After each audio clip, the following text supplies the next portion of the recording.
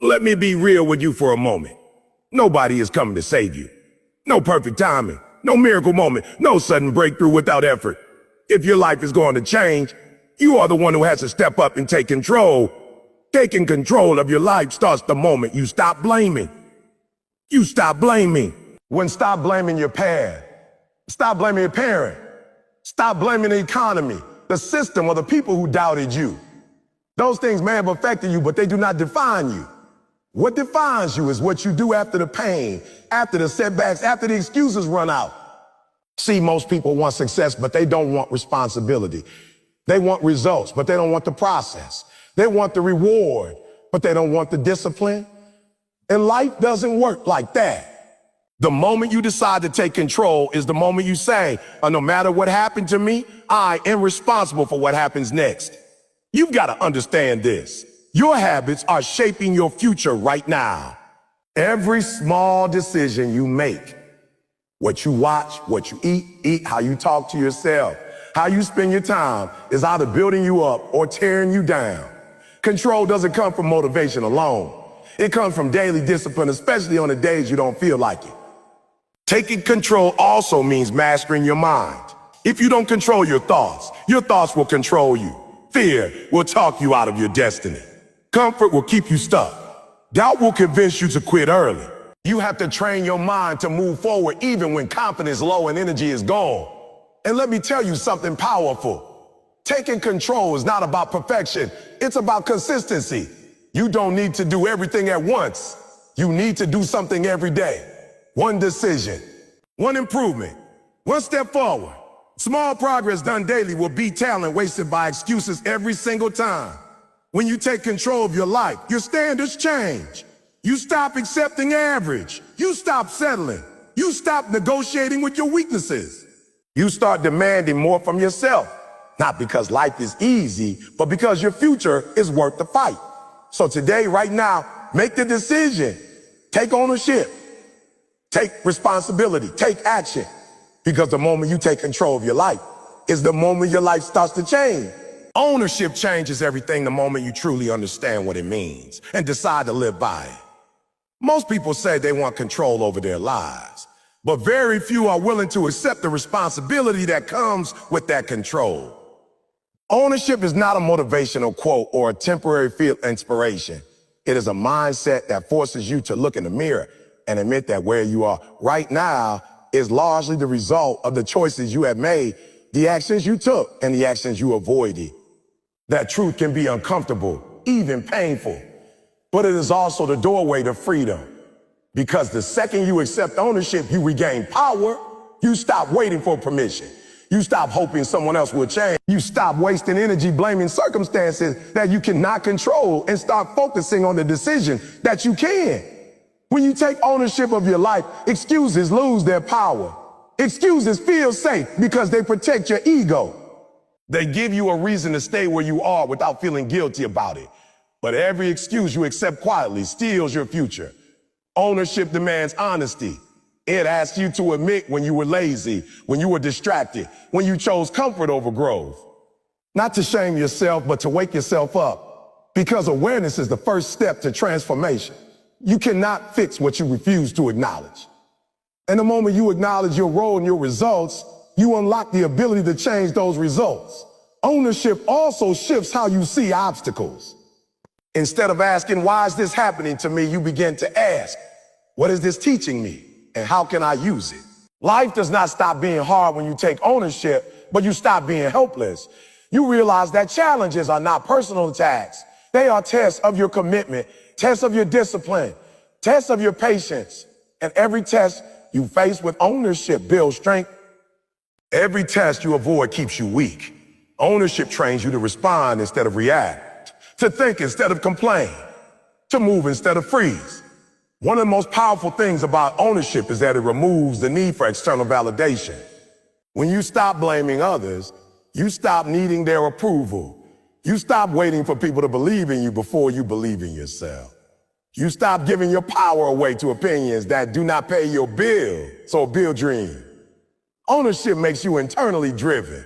You wake up knowing that your success or failure today will come down to how you show up. how focused you stay, and how disciplined you remain. That kind of clarity is rare, and it is dangerous in the best possible way. Taking ownership also changes how you deal with your past. Many people stay stuck because they allow their history to define their identity. They say they cannot move forward because of what they went through, what they lost, or what they were never given. Ownership does not deny pain, trauma, or disadvantage. It simply refuses to let those things become a life sentence. It says this happened, but it will not control my future. It said, I may not have chosen what happened to me, but I choose what I do with it. That decision alone separates victims from leaders. Ownership is also about time. When you own your life, you respect your time. You stop wasting hours on things that do not move you forward. You stop saying yes to distractions that steal your focus. You stop postponing your dreams with the lie of tomorrow. Because ownership makes you aware that time is the one resource you can never get back. Every hour you spend complaining is an hour you could have spent building. Every day you delay is a day you never recover. Ownership creates urgency, not panic, but purpose-driven urgency. Another truth about ownership is that it exposes your habits. Your habits are not random. They are votes you cast every day for the kind of life you are building. Ownership forces you to examine those votes honestly. The way you start your mornings, the way you talk to yourself when things get hard, the way you handle failure, the way you reward yourself. When you take ownership, you stop pretending that habits do not matter. You understand that discipline in small things creates strength in big moments. You stop looking for shortcuts and start respecting the process.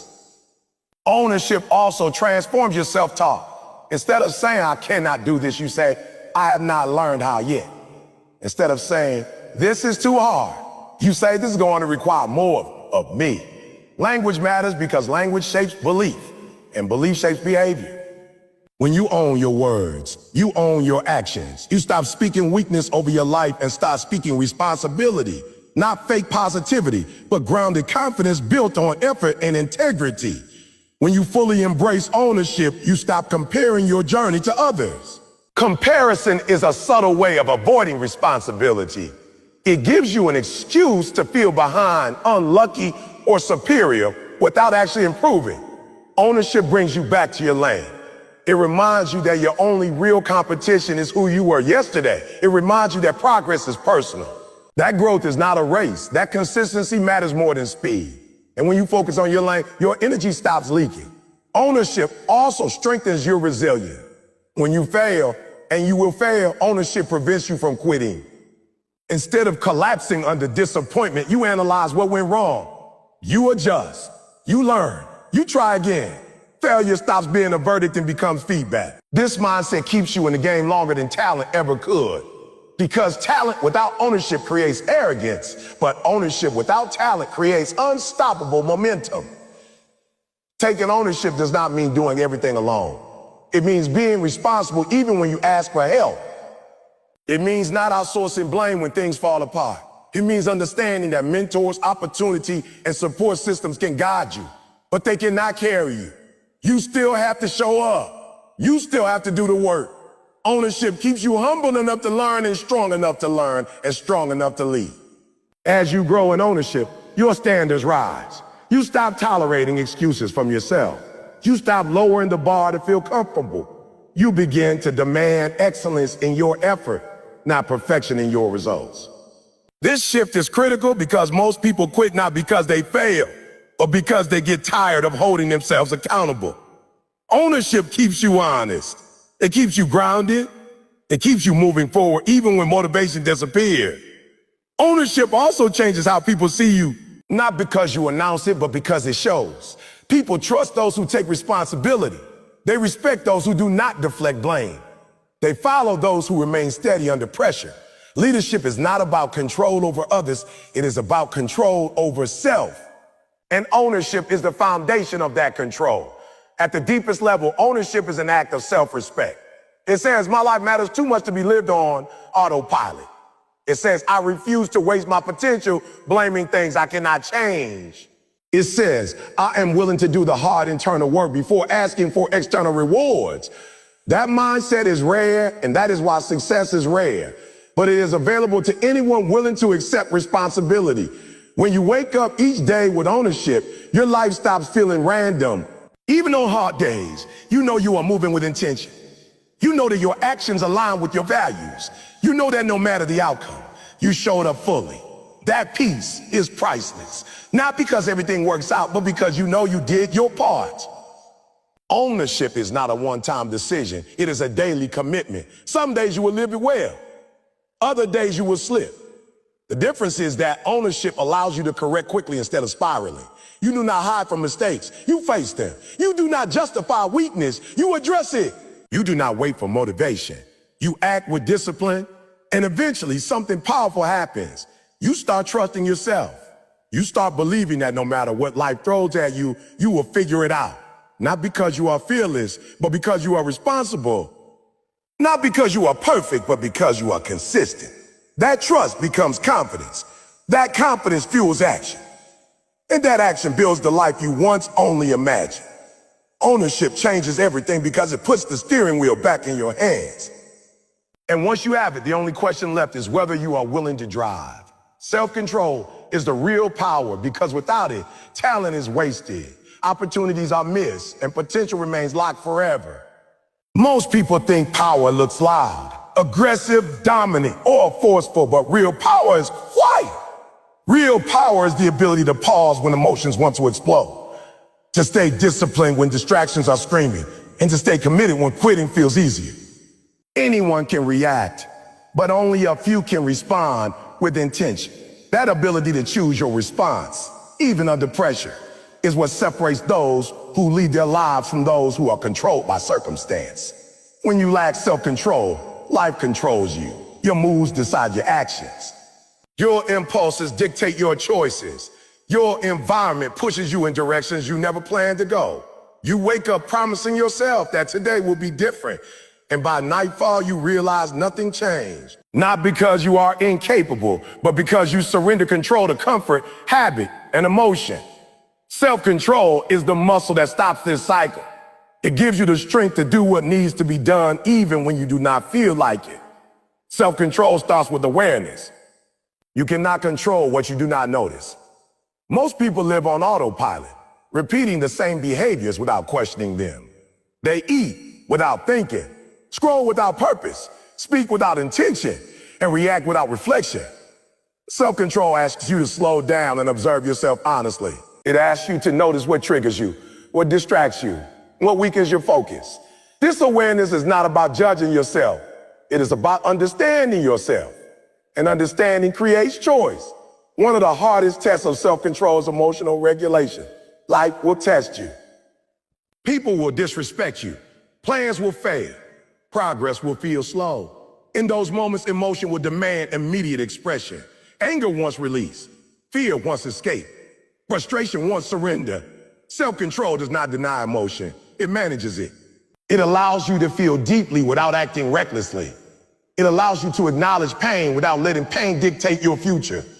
This emotional discipline is what keeps you from burning bridges, making decisions you regret, and sabotaging your own progress. Self-control also governs your daily habits. Success is not built in dramatic moments. It is built in quiet routines no one applauds. Waking up when you want to sleep, working when you want to rest, practicing when no one is watching. Self-control is choosing long-term growth over short-term pleasure. It is saying no to what feels good now, so you can say yes to what matters later. Every time you exercise this choice, you strengthen your discipline. Every time you avoid it, you weaken your future. The truth is, discipline feels restrictive at first, but it leads to freedom. When you control your actions, you control your outcomes. When you control your time, you control your direction. When you control your thoughts, you control your confidence. People who lack self-control feel trapped, even when they have options. People with self-control feel free, even when conditions are difficult.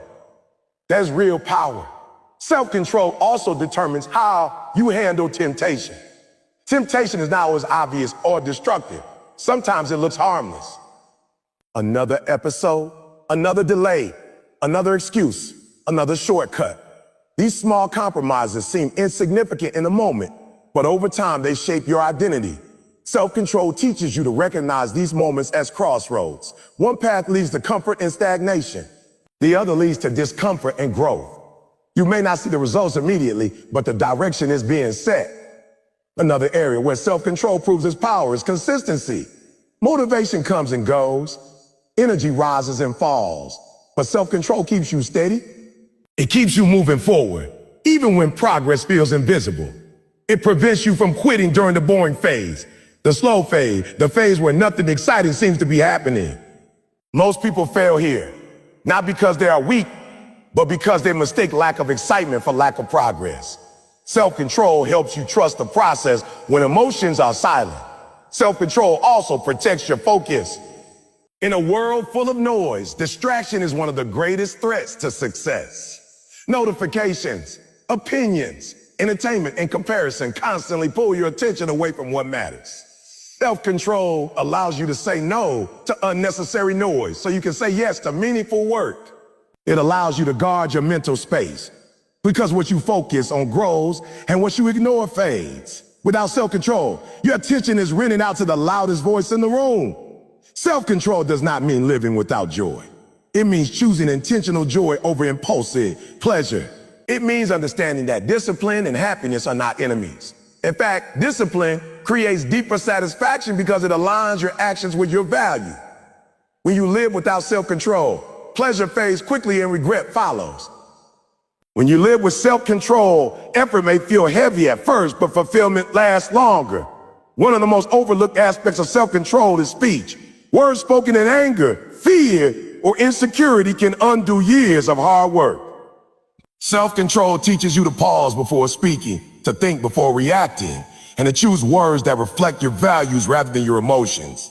Silence, when chosen intentionally, is often more powerful than reaction. This restraint builds respect and protects your integrity. Self-control also shapes your identity. Every disciplined decision reinforces the belief that you can trust yourself. Every time you keep a promise to yourself, your confidence grows. Not the loud confidence based on opinion, but the quiet confidence based on evidence. You begin to believe in your ability to handle pressure, resist temptation, and stay consistent. This belief becomes self-respect, and self-respect becomes momentum. Life will not always be fair. There will be moments when giving up feels justified, moments when reacting feels deserved, moments when discipline feels pointless. Self-control is what carries you through those moments. It is not about being perfect. You will slip, you will fail. But self-control allows you to recover quickly instead of spiraling. It allows you to correct your course instead of abandoning it. Self-control also influences how you deal with success. Success without self-control often leads to arrogance, excess, and collapse. When discipline disappears after achievement, progress reverses. Self-control keeps you grounded. It reminds you that consistency builds success and consistency must maintain it. It prevents you from becoming a victim of your own comfort. The strongest form of self-control is internal. It is doing the right thing even when no one is watching. It is choosing discipline without applause. It is holding yourself accountable when excuses would be easy. This internal standard becomes your compass. It guides you when external rules are absent and external pressure is gone. Self-control is not something you are born with. It is something you build. Like a muscle, it grows through use and weakens through neglect. Small acts of discipline compound over time. Choosing to start, choosing to finish, choosing to delay gratification. These choices may feel insignificant, but together they create a powerful foundation. When you master self-control, you stop feeling like life is happening to you and start feeling like you are directing it. You no longer depend on perfect conditions to move forward. You move forward because that is who you have decided to be. That identity becomes unshakable. Self-control is the bridge between intention and reality. Without it, goals remain wishes. Dreams remain ideas. Potential remains unused. With it, effort becomes consistent. Progress becomes inevitable. And growth becomes sustainable. You do not need to control everything in life. You only need to control yourself. And once you do, everything else begins to align. Self-control is the real power because it cannot be taken from you. Circumstances can change. Resources can disappear. People can leave. But discipline, once built, stays with you. It becomes your anchor in chaos and your engine in progress. It allows you to stand firm when pressure rises and move forward when fear whispers retreat. In the end, the greatest victory is not over others, but over the version of yourself that seeks comfort over growth. Every day presents that battle. Every day offers the choice. And every day self-control decides who wins. Your habits are shaping your future whether you are paying attention to them or not. Every single day, through the smallest choices, you are casting votes for the person you are becoming. The life you are living right now is not an accident. It is the accumulated result of repeated behaviors, repeated thoughts, and repeated decisions over time. People often look for big breakthroughs, dramatic changes, or life-altering moments, but the truth is that most futures are built quietly, one habit at a time. Habits are powerful because they work in the background. You don't feel them changing you in a moment, but they are always at work. The way you start your mornings, the way you respond to stress, the way you treat your body, the way you manage your time, and the way you talk to yourself all create momentum. Good habits create momentum that pulls you forward. Bad habits create momentum that holds you back. And momentum, once established, is hard to stop. One of the reasons habits are so dangerous is because they feel normal. You don't question what feels normal, you defend it. You justify it, you build your identity around it. That's why people say things like, that's just how I am, without realizing that how I am is often just a collection of unexamined habits. When you accept habits as identity, you stop believing change is possible, but habits are learned, and anything learned can be unlearned with intention and consistency. Your future does not respond to your intention. It responds to your action. You can want success deeply and still move in the opposite direction through your habits. You can dream big and still sabotage yourself through daily choices. That's why habits matter more than motivation. Motivation is emotional and temporary. Habits are structural and lasting. When motivation disappears, moving in the direction you've already chosen. Every habit has a direction. It is either reinforcing the life you want or reinforcing the life you say you don't want. There's no neutral habit. What you consume mentally and physically feeds something. What you avoid weakens something. Even inaction is a habit. Procrastination is a habit. Distraction is a habit. And just like productive habits, they compound over time. Compound over time. Compounding is where habits become unstoppable. A single choice doesn't change much, but repeated choices shape outcomes. One healthy meal doesn't change your body, but months of healthy eating do. One focused hour doesn't change your career, but years of focused work do. One negative thought doesn't destroy confidence, but a pattern of negative self-talk will. The future responds to consistency, not intensity. Most people overestimate what they can change in a week and underestimate what they can change in a year. That's because habits don't provide instant gratification. They ask for patience. They ask for faith in the process. They ask you to keep showing up even when results are invisible. And that is where most people quit. They stop before momentum has time to work in their favor. Habits also shape how you see yourself. Every time you repeat a behavior, you reinforce a belief about who you are. When you consistently avoid challenges, you teach yourself that you are someone who runs. When you consistently follow through, you teach yourself that you are reliable. These identity-based beliefs are powerful because behavior follows belief. Once you believe something about yourself, you unconsciously act in ways that confirm it. Your environment plays a huge role in habit formation. People like to believe willpower is enough, but willpower is limited. Your surroundings either support your discipline or sabotage it. What is easily available will be used. What is constantly visible will be chosen.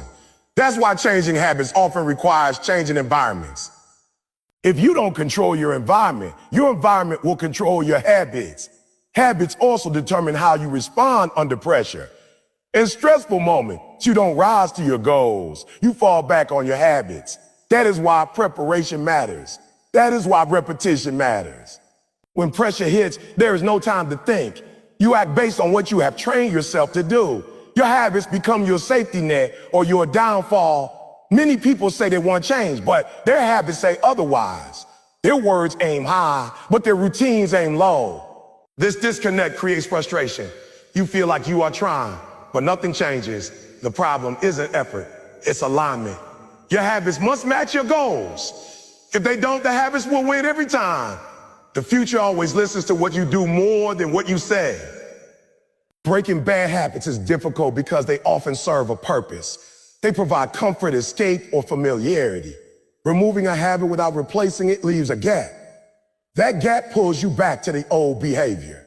Sustainable change requires substitution, not just elimination. You replace destructive habits with constructive ones that meet the same need in a healthier way. Good habits don't require motivation. They require systems. Systems remove decision-making. They make the right action automatic. When habits are built into your routine, discipline becomes easier. You don't argue with yourself every day. You just do what you've trained yourself to do. This reduces mental fatigue and increases consistency. Habits also affect how you handle failure. People with strong habits recover faster because their routines put them back on track. People without habits rely on emotion, and emotion is unreliable. When things go wrong, habits provide stability. They remind you who you are and what you do, even when confidence is low. Your habits don't just shape your future externally, they shape it internally. The way you think, the way you interpret events, and the way you speak to yourself are habits too. A mind trained to look for excuses will always find them. A mind trained to look for solutions will always grow strong. Thought patterns repeated over time become belief systems. It's important to understand that habits don't require perfection. Missing once doesn't break a habit. Quitting does. Consistency doesn't mean never failing. It means never stopping. The danger is not the mistake. It's the story you tell yourself after the mistake. Habits survive when you forget quickly and return to action immediately. Small habits often feel insignificant, which is why they are ignored. But small habits are safe. They don't overwhelm you. They don't demand drastic change. They slip under resistance. And once established, they grow naturally. Whereas success rarely comes from radical overnight transformation. It comes from small, boring, repeatable actions done for a long time. Your future self is being built by what you repeat today. That version of you will either thank you or resent you. Habits are messages sent forward in time. They are promises or warnings. Every habit you maintain says something about what you value and what you prioritize. And priorities always reveal themselves through action. Habits also influence your circle, like attracts like.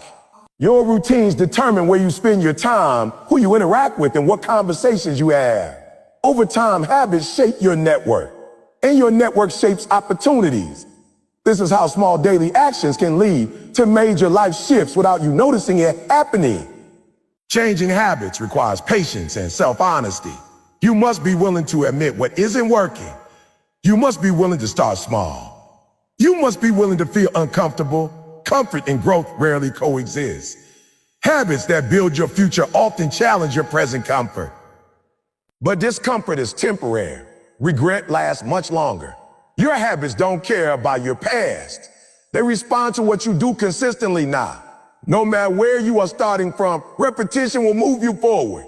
That is the power of habits. They do not require talent, luck, or perfect timing. They only require commitment to showing up again and again. The future doesn't arrive suddenly. It arrives gradually, disguised as daily routine. That's why habits are destiny in slow motion. You don't wake up one day and suddenly become successful, unhealthy, confident, or defeated. You wake up as the result of what you practice repeatedly. When you understand this, you stop chasing shortcuts. You stop looking for hacks. You stop waiting for motivation. You focus on building habits that align with who you want to become. And over time, those habits build momentum. Momentum builds identity, and identity builds the future you once thought was out of reach. Your habits are shaping your future whether you respect them or ignore them. The question is not whether they matter. The question is whether you are choosing them consciously or letting them choose for you. If you do not control your mind will control you, and it will rarely lead you where you truly want to go. The mind is powerful, but it is not always wise. It reacts faster than it reasons. It remembers pain more vividly than progress. It magnifies fear and minimizes potential. Left unmanaged, it becomes the loudest voice in the room, dictating decisions based on comfort, emotion, and past experience rather than purpose and growth. Learning to control your mind is not about eliminating negative thoughts. It's about refusing to let those thoughts sit in the driver's seat. Your mind is constantly talking to you. From the moment you wake up to the moment you fall asleep, it is narrating your life. The problem is that not every thought deserves your belief. Many people assume that because a thought appears, it must be true. But thoughts are often just reactions, memories, or fears dressed up as facts. When you fail to challenge them, they quietly become beliefs. And beliefs, once formed, shape behavior. This is how people talk themselves out of opportunity, consistency, and greatness without ever realizing it. One of the biggest enemies of mental control is fear. It does not always scream. Sometimes it whispers. It sounds like logic. It sounds like caution. It sounds like realism. Fear tells you to wait, to be safe, to avoid discomfort. It reminds you of past failures and exaggerates future risks. Fear's goal is not to protect your growth. It is to protect your comfort. When you allow fear to dominate your mind, you start living a life based on avoidance rather than tension. Another mental trap is negative self-talk. Where you speak to yourself in private shapes how you show up in public.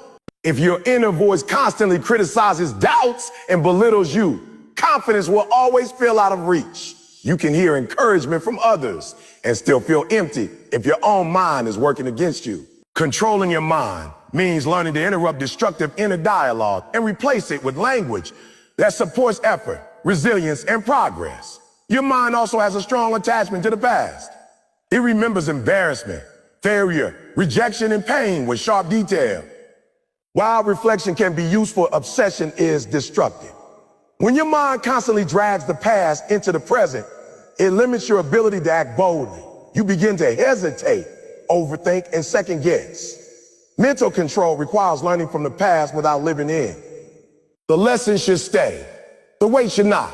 Overthinking is another form of mental loss of control. Feels productive, but it is often disguised procrastination. You replay scenarios, analyze every possibility, and search for certainty in an uncertain world. Meanwhile, opportunities pass you by. Action creates clarity, not endless thought. When you train your mind to move instead of spiral. When you train your mind to move instead of spiral. Momentum replaces anxiety. Controlling your mind also means understanding that emotions are temporary, but decisions can be permanent. Strong emotions demand immediate action, but wise decisions require patience. Anger wants reaction. Sadness wants withdrawal. Excitement wants impulse. Mental discipline allows you to feel emotions fully without obeying them blindly. You acknowledge what you feel, then you choose what you do. That pause is power. Your focus is another battleground of the mind. What you consistently think about grows stronger. What you repeatedly give attention to, your reality. If your mind is constantly focused on problems, limitations, and comparisons, your world will feel heavy and restricted. When you intentionally direct your focus towards solutions, effort, and growth, your perspective shifts. You may face the same circumstances, but you experience them differently. Comparison is a mental habit that steals control. The mind looks outward and measures worth against others' highlights. This creates insecurity, impatience, self-doubt. You forget that everyone's journey is different, that timing is personal, and that progress is not linear. Controlling your mind means bringing your attention back to your own lane, your own standards, and your own next step. Your mind also resists discomfort. Growth requires effort, and effort requires discomfort. The mind seeks efficiency and safety, not expansion. It will convince you that rest is needed when what you really need is discipline. It will label challenges as threats instead of opportunity. Mental control means training yourself to be comfortable being uncomfortable, understanding that resistance often appears right before growth. Another key aspect of controlling your mind is managing input. What you consume mentally matters. The content you watch, the conversations you entertain, and the environments you stay in all feed your thought patterns. A mind constantly exposed to negativity, chaos, and distraction will struggle to produce clarity and focus. Protecting your mental space is not selfish. It is strategic. Doubt is inevitable, but dwelling on doubt is optional. Doubt asks questions, but rarely offers solution. It highlights uncertainty without providing direction. Mental strength is not the absence of doubt. It is the ability to act despite it. When you wait for doubt to disappear, you delay progress indefinitely. Control comes from moving forward while doubt is still present. Your mind also plays tricks during difficult seasons. When results are slow, it whispers that effort is pointless. When progress is invisible, it suggests quitting. These thoughts feel convincing because frustration amplifies them. Mental control requires trust in the process even when evidence is limited. It means believing that consistency is working even when rewards are delayed. One of the most important mental skills is reframing. The ability to change the meaning you assign to events can change your entire experience. A setback can be viewed as proof of inadequacy or as feedback for improvement. Criticism can be taken as an attack or as information. Reframing does not deny reality. It chooses a perspective that empowers rather than paralyzes. Controlling your mind also means setting boundaries with your thoughts. Not every thought deserves attention. Some thoughts should be acknowledged and released. Meditation, reflection, and journaling are tools that help you observe thoughts without becoming them. When you create space between yourself and your thoughts, you gain control over your reaction. Mental control is built through repetition, not inspiration. You practice in small moments. Choosing discipline over impulse. Choosing patience over reaction. Choosing effort over excuse. These small choices strengthen your mental muscles. Over time, what once felt difficult becomes automatic. Your identity is shaped by what your mind repeatedly tells you. If you constantly think of yourself as weak, behind, or incapable, your behavior will follow that narrative. When you intentionally shift your mental story toward learning and resilience, your actions begin to align. Identity drives behavior, and mental control shapes identity. Life will always present uncertainty. You cannot control outcomes, timing, or other people, but you can control your response, your effort, and your mindset. When your mind is disciplined, external chaos loses its power over you. You remain grounded even when circumstances are unstable. Mental control also builds emotional resilience. When setbacks occur, you recover faster. You don't spiral as deeply or as long. You process disappointment, then refocus on action. This resilience is not toughness without feeling. It's strength with awareness. When you control your mind, you stop being your own biggest obstacle. You stop sabotaging progress with negative assumptions. You stop negotiating with fear. You stop letting temporary feelings override long-term goals. Instead, you move with intention. The ultimate goal of controlling your mind is freedom. Freedom from impulse. Freedom from constant self-doubt. Freedom from emotional overreaction. Freedom to choose who you want to be regardless of circumstance. This freedom is earned through discipline, awareness, and consistency. If you do not take responsibility for your mind, it will be shaped by default, by past pain, by external noise, by other people's expectations. But when you choose to train and challenge it and guide it, your mind becomes your strongest ally rather than your greatest enemy. Control your mind before it controls you, because every action begins as a thought. And when your thoughts are disciplined, your actions become powerful, your direction becomes clear, and your life begins to move with purpose instead of pressure. Consistency over perfection is the principle that separates those who grow steadily from those who stay stuck chasing flawless moments that never arrive. Perfection feels attractive because it promises certainty. It tells you that if you wait a little longer, prepare a little more, fix a few more flaws, then everything will finally be right. But perfection is an illusion. It keeps you standing still while time moves forward. Consistency, on the other hand, accepts imperfection and moves anyway. It understands that progress is built through repetition, not through flawless execution. Most people delay action because they're afraid of doing something imperfectly. They wait for confidence, clarity, or perfect conditions. But confidence does not come before action. It comes from action. Clarity does not appear before movement. It is created by movement. Consistency teaches you to start before you feel ready and to continue even when things feel messy. It replaces hesitation with momentum.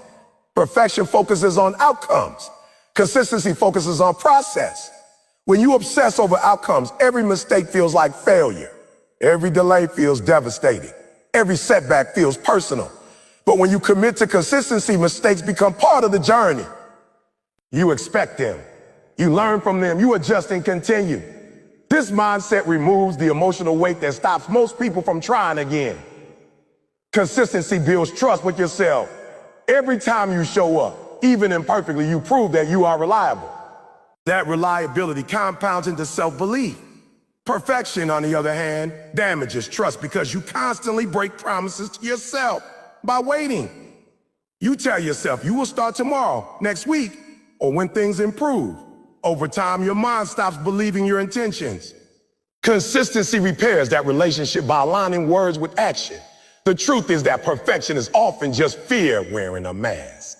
Fear of judgment, fear of failure, fear of being seen trying and not succeeding. Consistency challenges that fear by choosing courage repeatedly. It says, I may not be great today, but I will be better tomorrow because I will keep going. That quiet commitment is more powerful than any dramatic burst of effort. Small, consistent actions outperform rare, perfect efforts every time. One perfect day, followed by weeks of inactivity, produces nothing.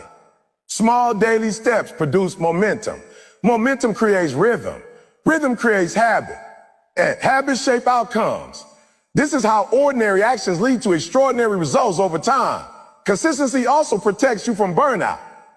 When you chase perfection, you push too hard, expect too much, and collapse under pressure. You try to do everything at once. You demand instant results. When those results don't appear, frustration sets in. Consistency encourages sustainability. It allows rest without quitting. It allows effort without exhaustion. It keeps you in the game long enough to win. Another danger of perfection is comparison. When you aim to be perfect, you constantly measure yourself against others. You compare your beginning to someone else's middle. You compare your behind the scenes to their highlight reel. This comparison kills joy and slows progress. Consistency brings your focus back to your own path. It asks only one question. Did you show up today? Consistency also teaches patience. Results rarely show up on the schedule you expect. Progress is often invisible before it becomes undeniable. When you commit to consistency, you accept delayed gratification. You trust that effort compounds even when evidence is limited. This patience strengthens discipline and reduces anxiety. Perfection demands control. Consistency accepts uncertainty. Life is unpredictable. Plans change. Energy fluctuates. Circumstances shift. If you require perfect conditions to act, you will rarely act. Consistency adapts. It finds a way to move forward regardless of conditions. Even a small step counts. Even limited effort matters. Consistency also builds resilience. When you practice showing up regularly, setbacks lose their power. Missing one day doesn't destroy your identity. Making a mistake doesn't erase your progress. You return to the routine without drama.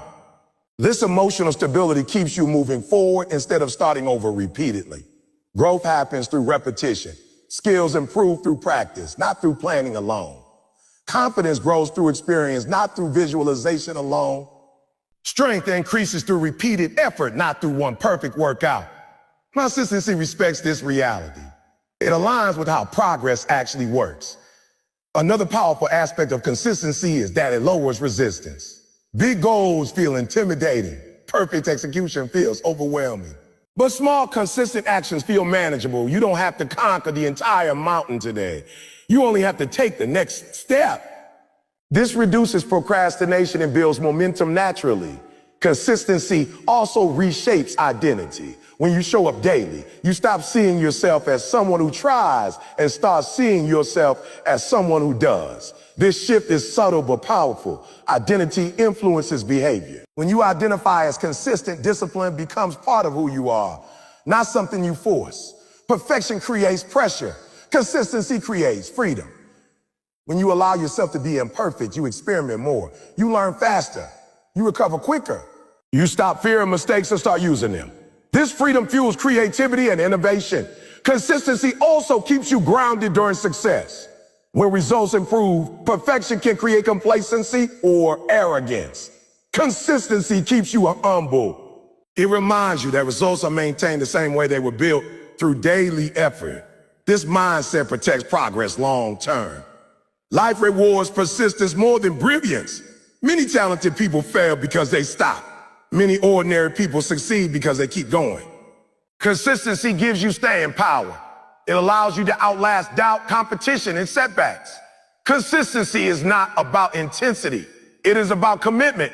You do not need to give your maximum effort every day. You need to give your honest effort regularly. Some days will be strong. Some days will be weak. What matters is that you return. Perfection focuses on the finish line. Consistency focuses on today. When you focus on today, pressure decreases. You don't worry about the entire journey. You handle what is in front of you. This presence improves performance and reduces overwhelm. Consistency also creates opportunities. When you show up regularly, people notice. Trust builds, skill improves. Momentum attracts momentum. Many opportunities come not from talent, but from reliability. The fear of starting imperfectly often hides a deeper fear of commitment. Because once you start, you are responsible to continue. Consistency accepts that responsibility. It chooses growth over comfort. Every meaningful achievement is the result of thousands of ordinary moments handled with discipline. No one sees those moments. No one applauds them, but they matter. Consistency honors those moments. Perfection ignores them. When you choose consistency, you forgive yourself quickly and refocus. You don't waste energy on guilt or shame. You return to action. This emotional efficiency keeps progress alive. Consistency also teaches you to measure progress differently. Instead of asking, am I perfect? You ask, am I improving? That question changes everything. Improvement is achievable. Perfection is not. In the long run, consistency creates mastery. Mastery is not talent refined once. It is effort repeated thousands of times. Each repetition strengthens skill and confidence. Over time, what once felt difficult becomes natural. Consistency builds momentum even when motivation is absent. Motivation is unreliable. Consistency is dependable. It does not require inspiration.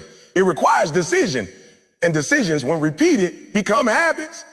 Your life is shaped more by what you do often than by what you do exceptionally once. That is why consistency wins. It builds slowly, quietly, and powerfully. When you choose consistency over perfection, you choose progress over paralysis. You choose action over anxiety. You choose growth over comfort. You stop waiting for the perfect moment and start creating momentum. In the end, consistency is an act of self-respect. It says your future matters enough to keep going even when things aren't ideal. It says effort is more important than image.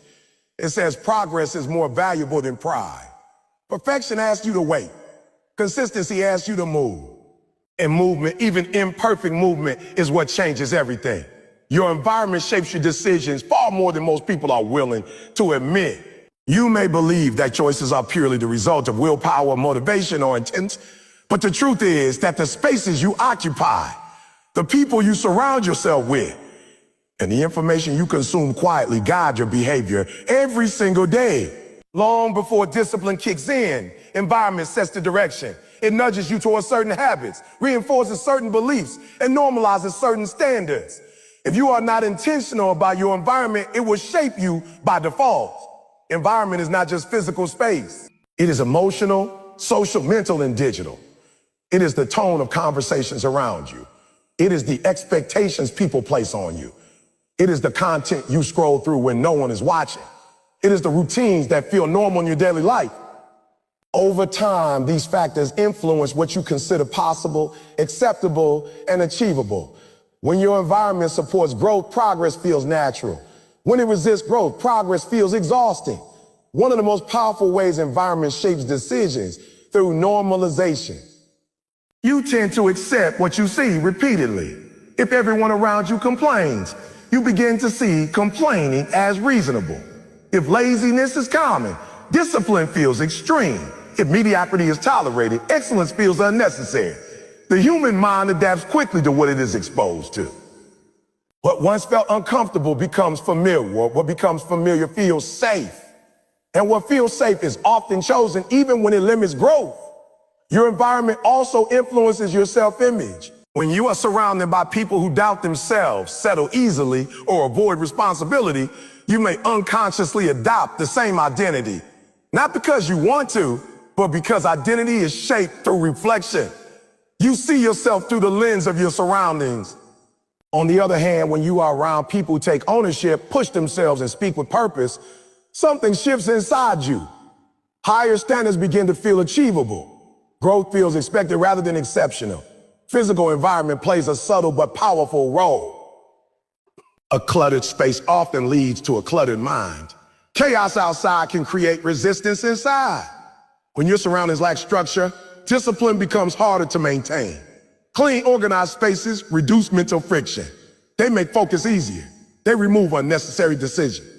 This is why small changes in physical environment can create immediate behavioral change without relying on motivation. Your environment also determines what is convenient. Convenience often wins over intention. If distractions are easy to access, they will be used. If unhealthy options are nearby, they will be chosen. If productive tools are hidden, they will be ignored. Most decisions are not made through deep thought. They are made through ease. Designing an environment that makes the right choice easier is one of the most effective forms of self-leadership. Social environment may be the strongest influence of all. The people you interact with regularly shape your language, mindset, and expectation. Conversations create reality. If your circle constantly talks about limitations, fear, and excuses, your mind absorbs that narrative. If your circle talks about effort, growth, and solutions, your thinking elevates. This is not about judgment. It is about awareness.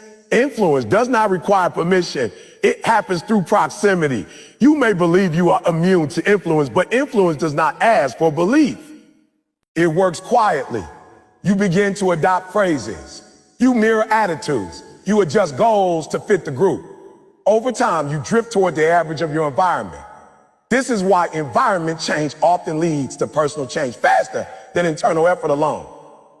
Digital environment is another powerful force. What you consume daily trains your attention and emotions. News, entertainment, social media, and online conversations all shape perception.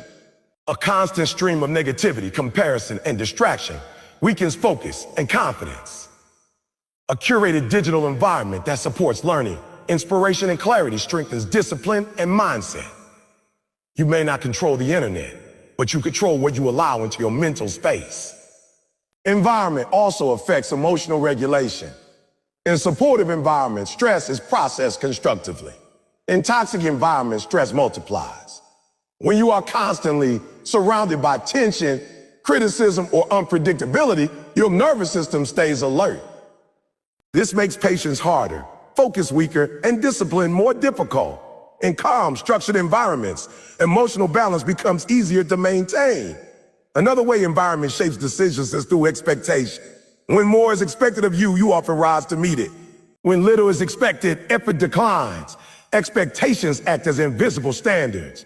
If your environment expects growth, accountability, and progress, you begin to hold yourself to those standards. If your environment accepts excuses, those excuses become acceptable to you as well. Your environment also determines what feels possible. If you have never seen discipline modeled, it feels unnatural. If you have never seen success achieved through effort, it feels unrealistic. Exposure expands belief. When you witness others doing what you once thought impossible, your mental limits shift. That shift influences decisions long before action changes. Comfort is another environmental trap. Comfortable environments often discourage growth. When everything feels easy, the urgency to improve fades. Comfort rewards sameness. Growth requires challenge. This does not mean seeking chaos, but it does mean recognizing when comfort is quietly limiting progress. Environments that challenge you respectfully encourage adaptation and resilience. Environment also influences how you respond to failure. In supportive environments, failure is treated as feedback. In critical environments, failure is treated as identity. This difference shapes risk-taking. If failure is punished, people avoid trying. If failure is analyzed, people improve. Your environment teaches you whether growth is safe. Your routines are deeply tied to your environment. Where you spend time becomes what you do repeatedly. Habits form around spaces. A certain chair becomes associated with distraction. A certain place becomes associated with focus. Over time, environment becomes a trigger for behavior. Changing habits often requires changing locations, not just intentions. Environment also affects energy. Some spaces drain you, others energize you. Pay attention to how you feel in different environments. Consistent fatigue may not be weakness, It may be environmental mismatch. Energy influences decisions more than logic. When energy is low, discipline feels heavy. When energy is supported, discipline feels natural. Your environment teaches you what to tolerate. If disrespect is common, you tolerate it. If lateness is normal, you excuse it. If inconsistency is accepted, you practice it. Tolerance becomes standard. Raising standards often requires changing surroundings so that lower standards are no longer normalized. The environment also shapes how you talk to yourself. External voices often become internal ones. Criticism heard repeatedly becomes self-criticism. Encouragement heard consistently becomes self-belief. Even silence sends a message. An environment that ignores effort can make effort feel pointless. An environment that acknowledges effort reinforces consistency. You do not need perfect environments, but you need intentional ones. Total control is unrealistic, but influence is possible. Small adjustments create significant change. Rearranging space, limiting exposure, choosing conversations wisely. These actions reduce friction and increase alignment. Environment change is not about rejecting people or places with arrogance. It is about respecting your goals enough to protect them. Growth requires boundaries.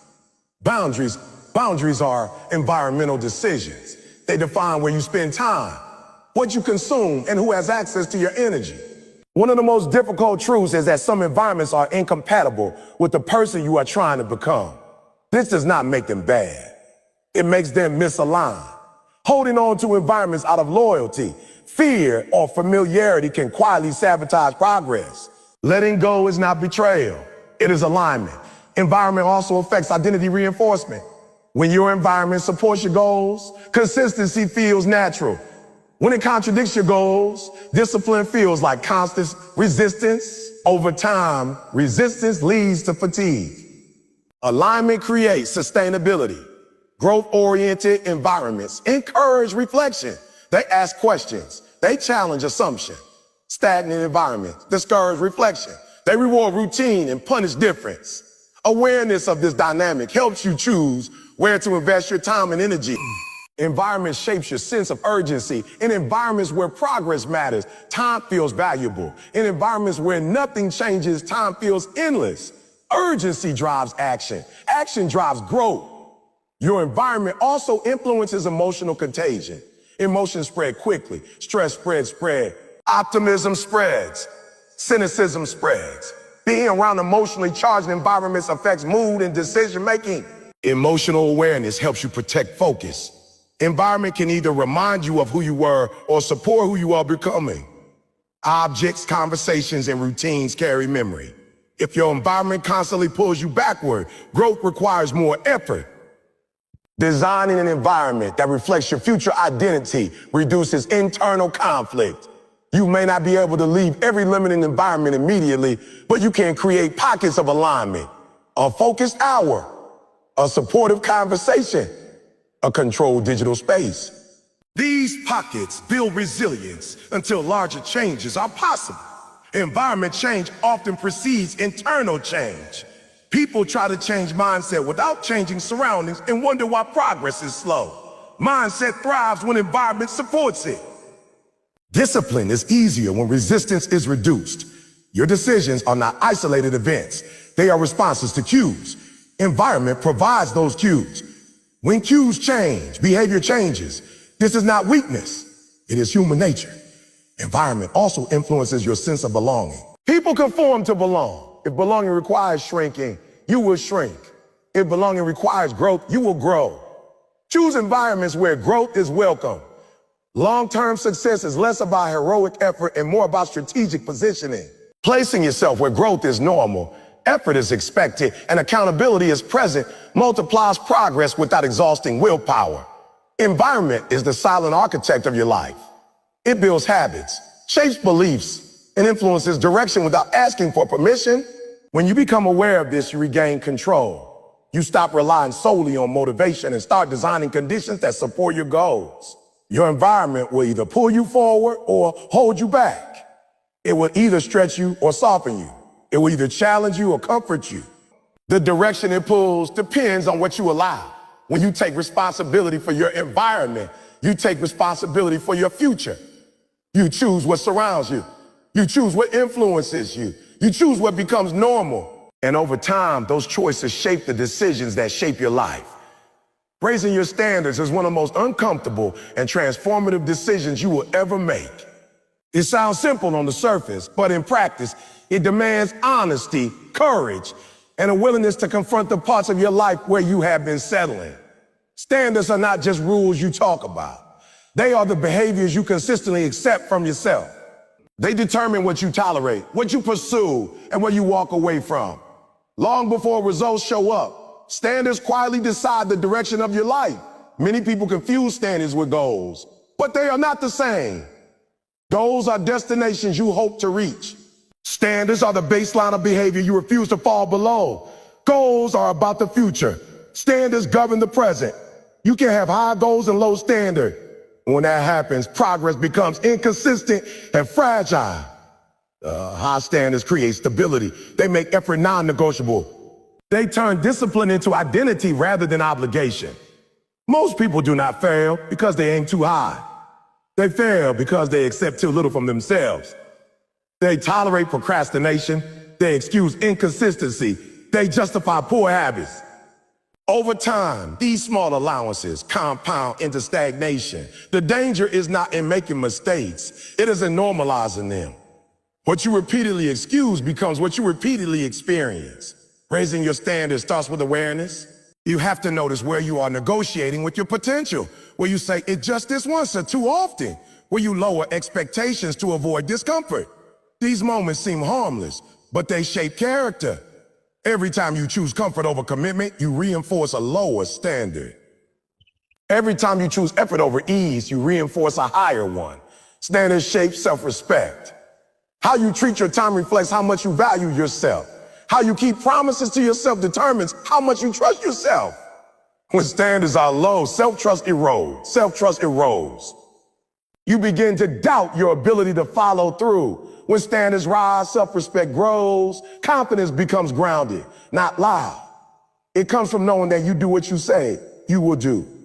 Raising standards often means letting go of excuses you have relied on for years. Excuses feel protective, but they quietly cap growth. They allow you to explain away discomfort instead of working through it.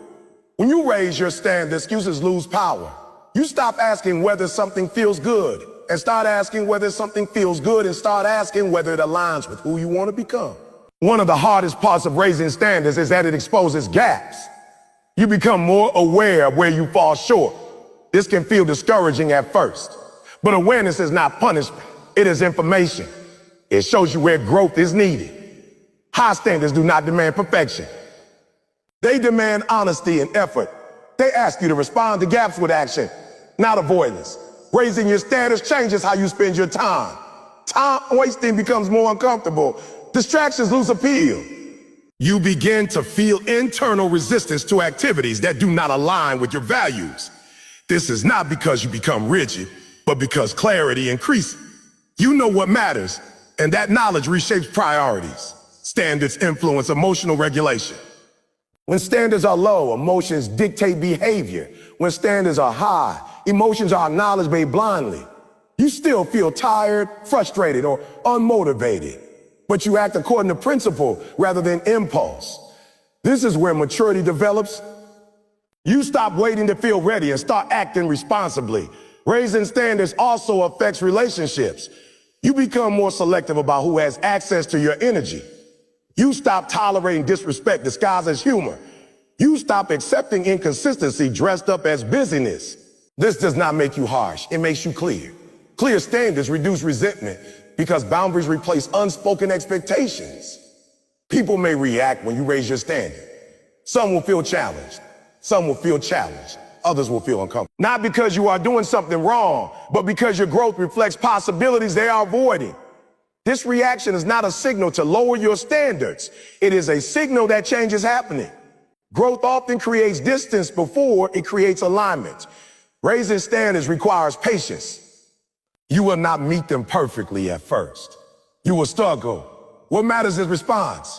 High standards mean you correct quickly. You reflect instead of retreating. You recommit instead of retreating. Consistency grows through repetition, not through flawless execution. Standards shape habits. Habits shape identity. Identity shapes destiny.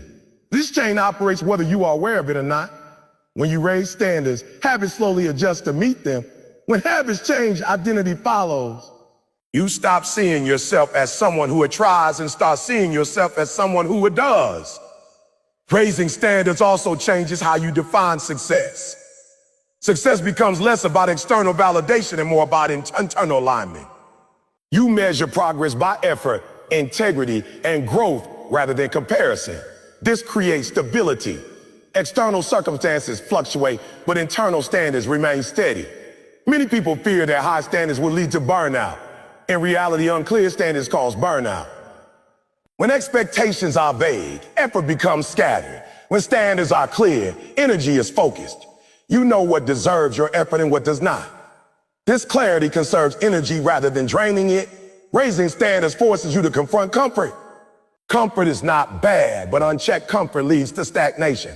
High standards introduce constructive discomfort. They challenge routines. They stretch capacity. Over time, what once felt uncomfortable becomes normal. Growth expands the comfort zone rather than destroying it.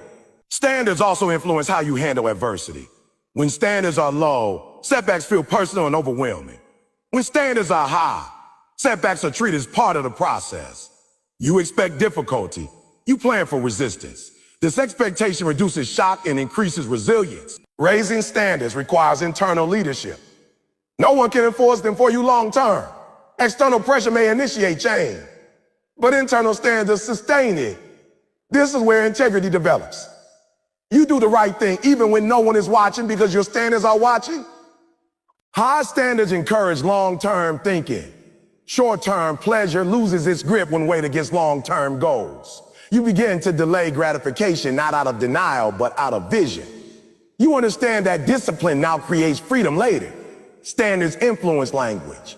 You stop speaking casually about serious goals. You stop joking about habits that are holding you back. Words matter because they reinforce beliefs. When standards rise, language becomes more intentional. You speak with ownership rather than excuses.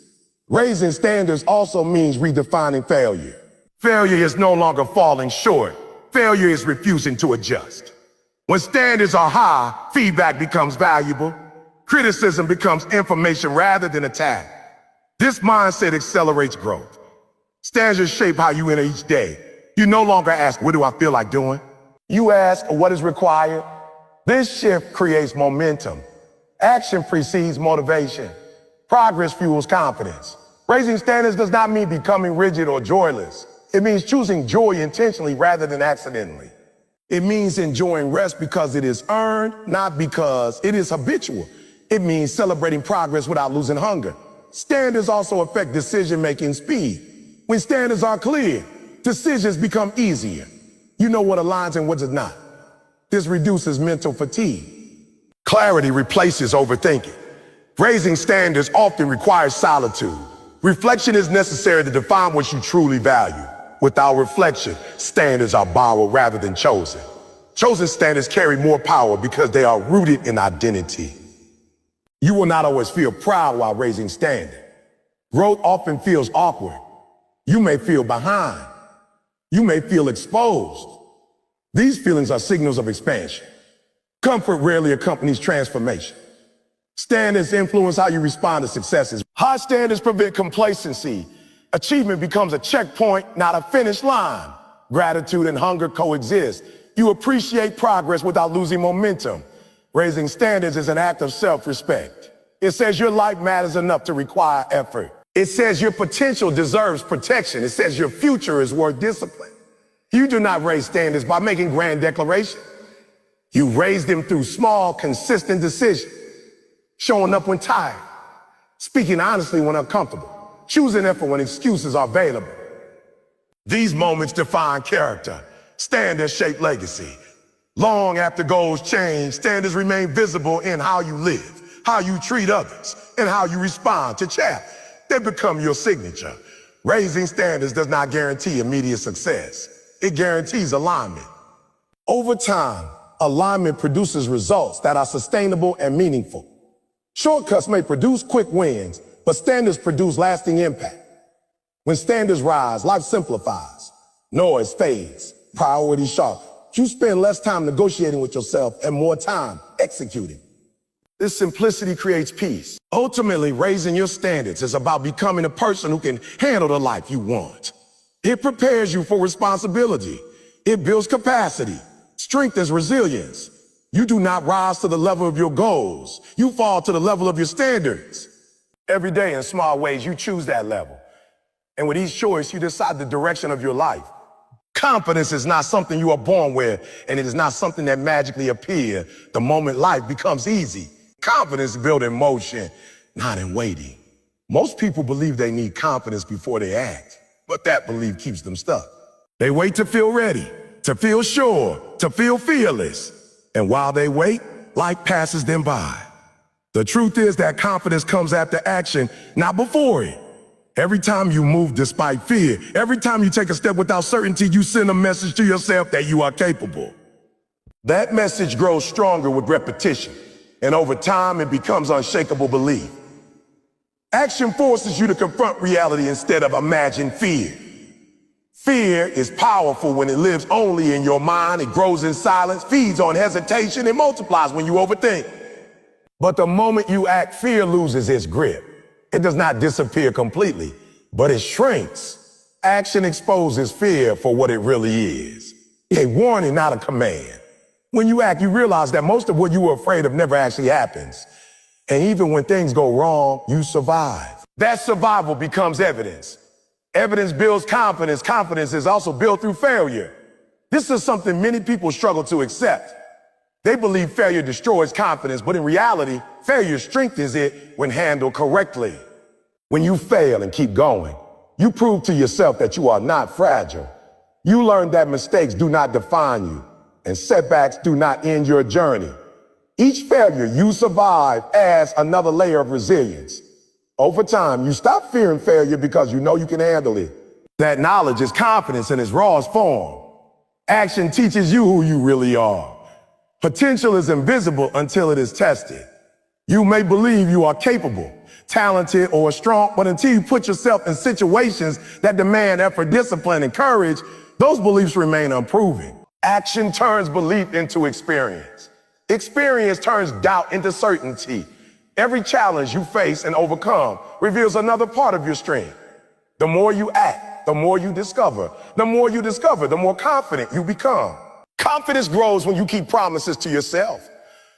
Every time you say you will do something and follow through, you reinforce self-trust. Self-trust is the foundation of confidence. When you break promises to yourself, you weaken that foundation. Action is how you rebuild it. Small actions matter. Waking up when you said you would, finishing what you started, showing up even when no one is watching. These moments seem insignificant, but they accumulate. Over time, they create a deep belief that you can rely on yourself, and that belief changes how you move through the world. Action also shifts your identity. You stop seeing yourself as someone who wants to try and start seeing yourself as someone who does. Identity shapes behavior, and behavior reinforces identity. When you consistently take action, your self-image evolves. You no longer question whether you are disciplined, brave, or committed. You see proof of it in your daily behavior. That proof silences doubt and strengthens confidence naturally without forcing it. Many people misunderstand confidence as loudness or arrogance. It's quiet. It does not need validation. It does not depend on applause. It comes from knowing that you can handle whatever comes your way. That knowledge is built through repeated action in uncertain situations. Each time you step forward without guarantees, you teach yourself that uncertainty is not something to avoid, but something you can navigate. Confidence grows in uncertainty, not comfort. Action builds momentum, and momentum builds confidence. The first step is always the hardest because it requires breaking inertia. Once you move, movement becomes easier. Progress creates energy. Energy fuels belief. Belief encourages more action. This cycle compounds over time. What once felt impossible begins to feel manageable, and what once felt intimidating becomes routine. Confidence is not a sudden transformation. It is the result of sustained momentum. Confidence also comes from facing discomfort on purpose. Growth lives outside your comfort zone, and action is the bridge that takes you there. Each time you choose discomfort over ease, you strengthen your mental toughness. You prove to yourself that comfort is not a requirement for progress. This realization is empowering. When you know you can act without comfort, you stop waiting for perfect conditions. You move forward regardless, and that ability makes you confident in your capacity to adapt. Action rewires how you see challenges. Instead of obstacles, you start seeing opportunities to grow. This shift in perspective changes everything. Challenges no longer threaten your self-worth. They test your skills. Tests are meant to be taken, not avoided. Each test you take and learn from sharpens your confidence. Even when you do not get the result you wanted, you gain experience, and experience is never wasted. Confidence is strengthened when action aligns with purpose. When you act in service of something meaningful, your motivation deepens. You stop relying on mood and start relying on commitment. Purpose gives action direction, and direction gives confidence stability. You are no longer easily shaken by setbacks because you know why you are moving. That clarity anchors your confidence even when progress is slow. Action teaches patience. Confidence is not rushed. It is earned over time. When you act consistently, you learn to trust the process. You stop needing immediate results to feel capable. You understand that growth takes time, and that understanding keeps you grounded. Patience prevents desperation, and desperation is the enemy of confidence. Calm, steady action builds a quiet assurance that cannot be easily broken. Confidence also grows when you take responsibility for your outcome. Action without ownership is incomplete. When you own your results, both good and bad, you reclaim control. Control fuels confidence because it reminds you that your life is shaped by your choices.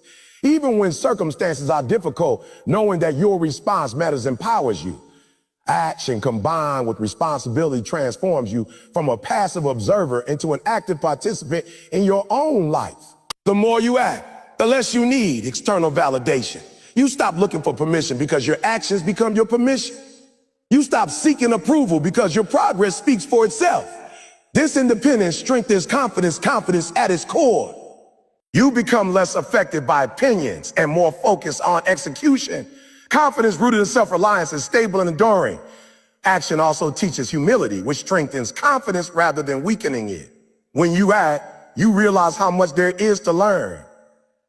This awareness keeps you open, curious, and adaptable. Arrogance collapses under pressure, but humility grows stronger. Confident people are not those who believe they know everything, but those who trust their ability to learn and adjust. Action gives you that trust. Confidence is built through repetition. One action does not change you, but repeated action does. Each repetition reinforces neural pathways, habits, and beliefs. Over time, acting becomes your default response instead of hesitation. This shift is powerful. When action becomes automatic, confidence follows naturally because you are no longer debating whether you can move forward. You simply do. Action connects thought to reality. Many people stay trapped in their minds, imagining success or failure without ever testing either. Action breaks that cycle. It brings ideas into the real world where they can be shaped, improved, and strengthened. This connection grounds confidence in reality rather than fantasy. Real confidence is not about believing you will succeed every time. It is about knowing you can handle whatever outcome occurs. Confidence grows when you look back and see how far you have come. Action creates a trail of progress you can reflect on. Reflection reinforces belief. When you remember the obstacles you overcame, the fears you faced, and the effort you invested, you realize that you are stronger than you once were. That realization fuels future action, creating a powerful loop of growth and confidence. Action demands presence. When you act, you are focused on the moment rather than worrying about the future or regretting the past. This presence reduces anxiety and increases clarity. Clarity strengthens confidence because confusion breeds doubt. The more present you are in your actions, the more grounded and assured you feel. Confidence is not the absence of fear. It is the decision to move despite it. Action proves that fear does not control you. Each time you choose movement over paralysis, you reclaim authority over your life. Authority builds confidence. You begin to see yourself as someone who leads rather than follows. who decides rather than waits. Ultimately, confidence is a byproduct of courage practiced daily. Courage is not a personality trait. It is a choice made repeatedly. Action is how that choice is expressed. When you choose to act again and again, you build a history of courage. That history becomes your confidence. It is not borrowed, imagined, or temporary. It is earned, lived, and deeply rooted. Action turns intention into identity. It transforms who you think you are into who you actually become. Confidence is the natural outcome of that transformation. When you act consistently, intentionally, and courageously, confidence is no longer something you chase. It becomes something you embody. Every moment you are alive, you are making choices, whether consciously or unconsciously. Each choice, no matter how small, compounds over time to create the trajectory of your life. The truth that many people overlook is that you are not at the mercy of circumstance, luck, or even other people's opinions. You are at the helm, whether you acknowledge it or not. The power to shape your destiny lies in your hands, and it begins with the decisions you make every single day. Life does not reward potential alone, it rewards action. It rewards those who refuse to remain passive, who refuse to let fear dictate behavior, and who refuse to allow excuses to bind their limits. The moment you understand this, the way you approach every challenge, every setback, and every opportunity shifts. You begin to see that the only person who can truly control your life is you. No one else can think for you, decide for you, or act for you. If you hand over control to others or the circumstances, you are essentially giving away the most precious resource you have, your agency, your freedom, your ability to determine what your life looks like. Recognizing this is not enough. Understanding alone will not change your life. The difference is made when awareness transforms into deliberate, consistent, and intentional action. Taking control of your life requires honesty, a brutal, unflinching honesty with yourself. It demands that you look at where you are right now and stop making excuses for why things are the way they are. No more blaming the system, other people, or a random chance. The first step is to stop telling yourself lies. Lies such as, I'll start tomorrow, it's too late for me, or I don't have what it takes. Every lie you tell yourself keeps you trapped, reinforces limitations, and dulls the potential that exists within you. Truth is liberating. Truth is liberating. It allows you to identify exactly where you need to grow, exactly where you need to take responsibility, and exactly where you need to act. You may not like what you see initially. The truth often feels uncomfortable, even painful. But discomfort is the sign that you are on the threshold of transformation. It is the sign that real growth is possible. Without facing truth, you cannot establish the control you desire. Because control is only possible when you understand reality as it is, not as you wish it were. Control over your life also begins in your mind. Your thoughts are not random. They are powerful indicators of where your life is heading. Most people fail to recognize that the quality of their thoughts determines the quality of their decision. If you allow doubt, fear, and negativity to dominate your thinking, your actions will follow, and your results will mirror that internal chaos. Taking control starts with mastering your mind. Become aware of the narrative you tell yourself and choosing which voices to amplify and which to silence. Thoughts of limitation must be replaced with thoughts of possibility. Thoughts of fear must be replaced with thoughts of courage. Thoughts of self-doubt must be replaced with thoughts of self-belief. This is not a superficial change. It is deep foundational work that rewires the way you respond to challenges, opportunities, and setbacks.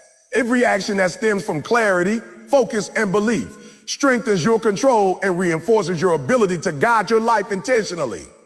Another critical element of taking control is understanding the power of habits and routines.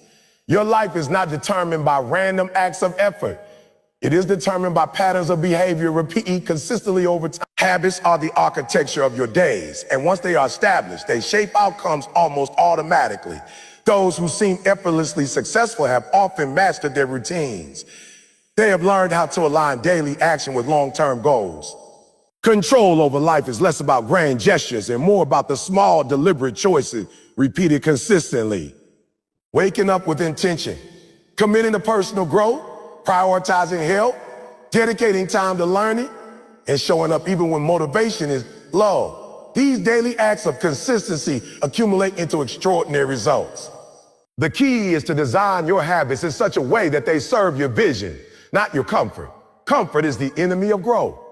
If your routines are designed to please the immediate self rather than the future self, control slips away. Every hour spent without intentional action is an hour where someone else's narrative, someone else's agenda, or someone else's influence can shape your life instead of your own deliberate choice.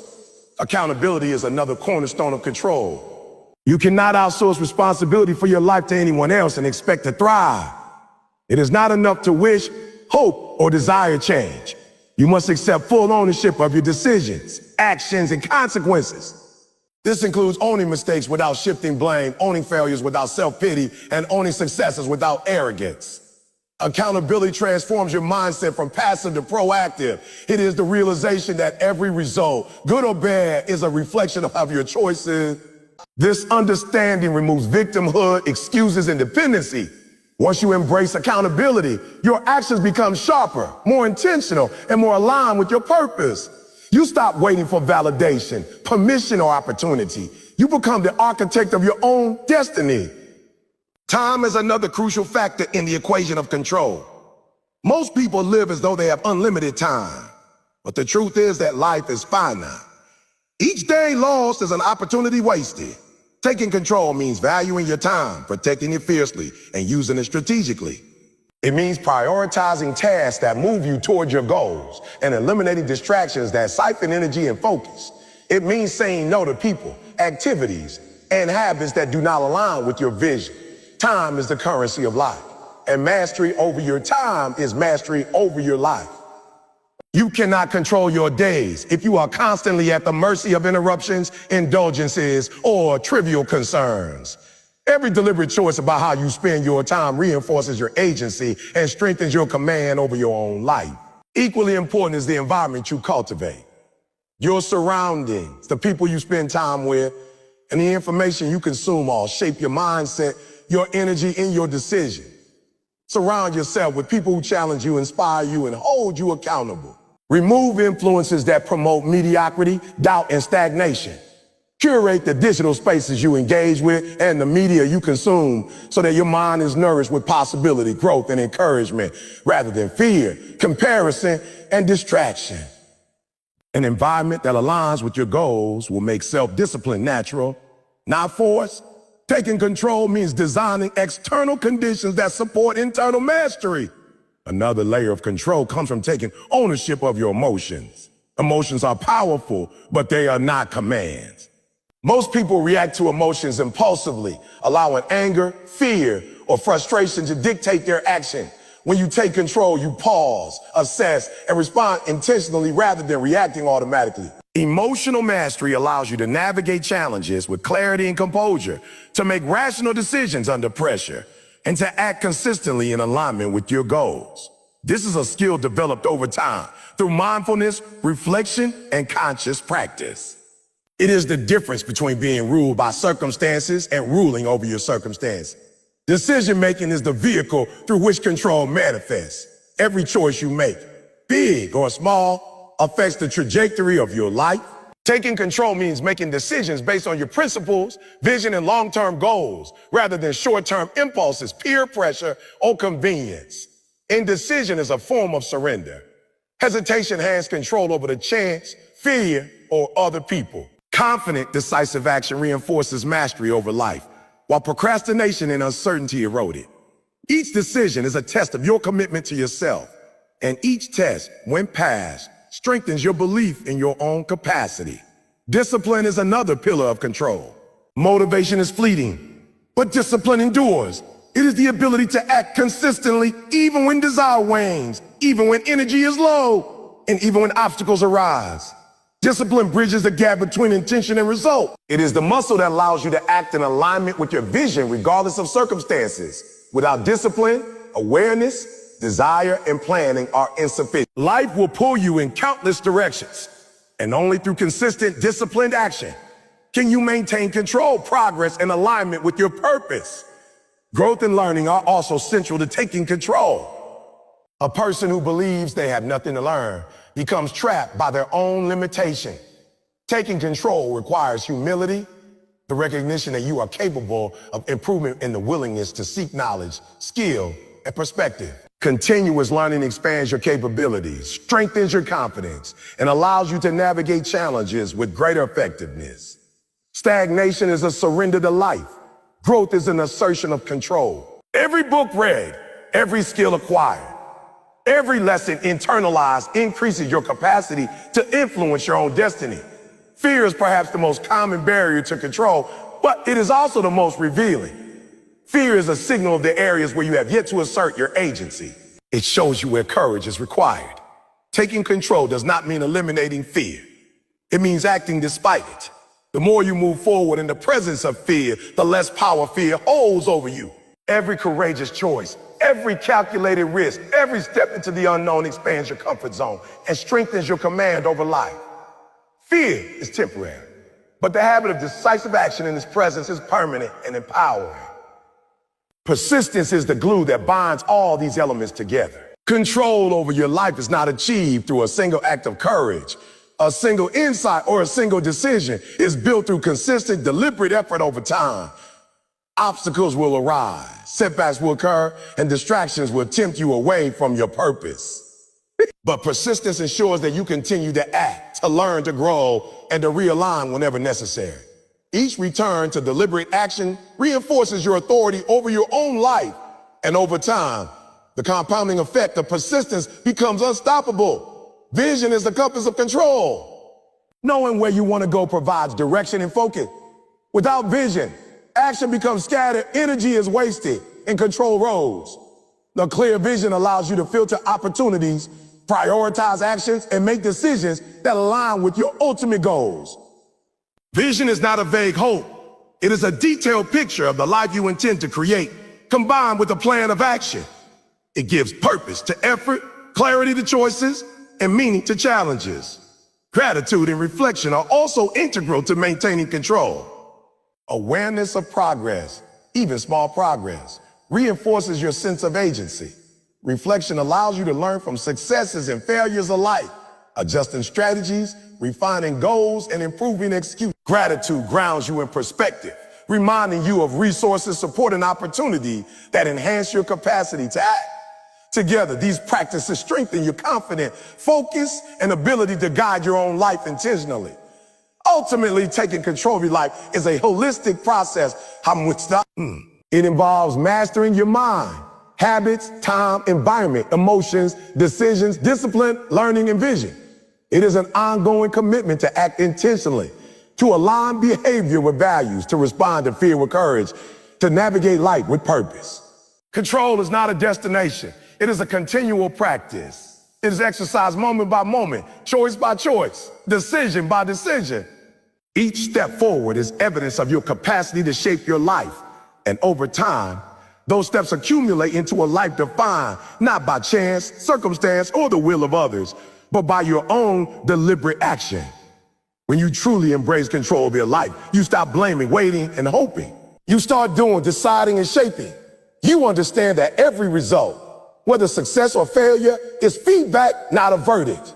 You develop resilience because obstacles are no longer permanent barriers, but temporary challenges to navigate. You cultivate freedom because your choice, not external forces, determine your path. You experience empowerment because you are no longer a passive participant, but an active creator of your reality. And in this space where awareness, responsibility, courage, and action converge, life becomes yours to direct with intentionality, purpose, and unwavering determination.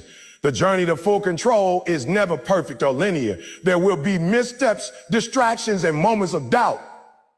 But each time you recommit, each time you act with awareness, each time you choose courage over comfort, you reinforce your authority over your own existence.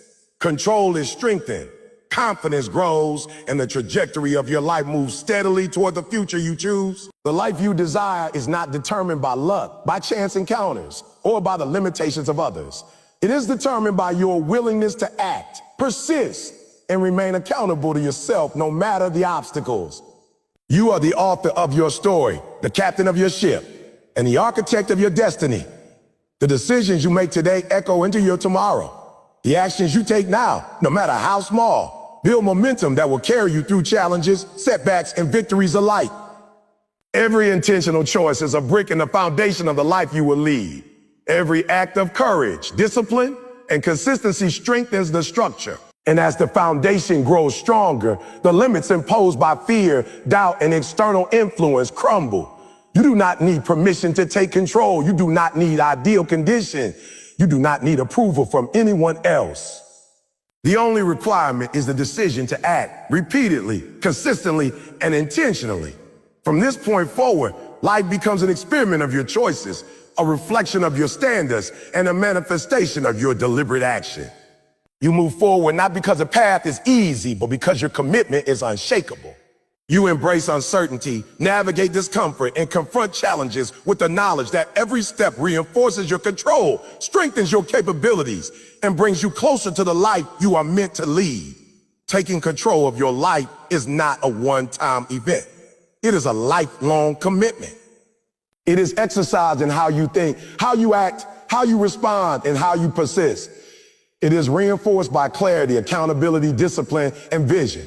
It is amplified by courage, consistency, and the refusal to hand over your power to circumstances or others.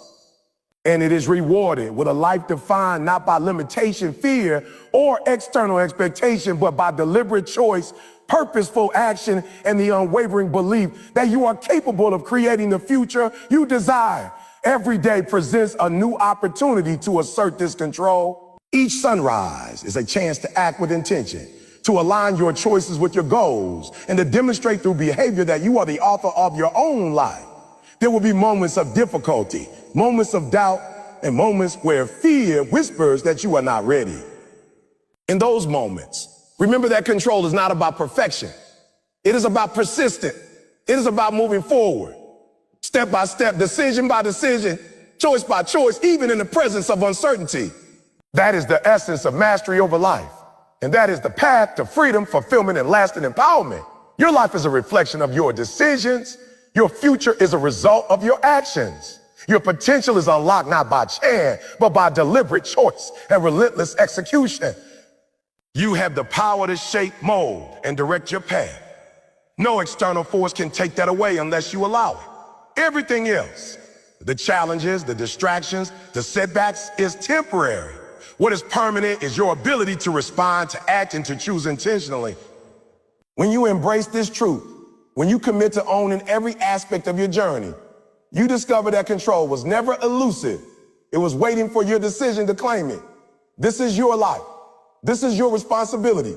This is your power. Choose to act. Choose to persist. Choose to align every thought, habit, and decision with the person you want to become. Face fear. Face uncertainty. Face challenge. And in doing so, you will not just live. You will lead, create, and thrive.